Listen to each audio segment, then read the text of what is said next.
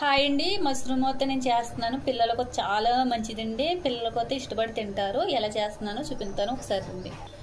వాటర్లో అయితే చల్లనీళ్ళే సాల్ట్ వేస్తాను. ఇప్పుడు 2-3 సార్లు కడగాలి. ఇలా పోతే కట్ చేసి పెట్టుకోవాలండి. ఇప్పుడు పెనం పెట్టుకుని ఆయిల్ వేస్తున్నాను. ఆయిల్ తీటెక్కిపోయింది కదా, ఇప్పుడు ఇవి వేస్తున్నాను. మష్రూమ్స్ వేసాం కదండి, అల్లం వెల్లుల్లి పేస్ట్ అయితే మరీ కొంచెం వేసుకోవాలి, కొద్దిగా వేస్తాను. ఇప్పుడు ఒకసారి కలిపేసి మూత పెట్టేయాలి.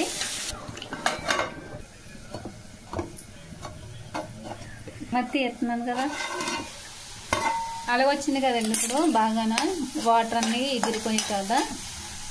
ఇప్పుడు ఇంకో 10 నిమిషాలు చిన్న మాట మీద పెట్టాలి. మిరియాల పొడి అండి బాగా వేసుకొని ఇంకో 10 నిమిషాలు ఉంచాలి.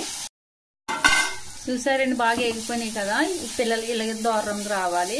ఓకేనండి, పిల్లలు చాలా ఇష్టంగా తింటారు.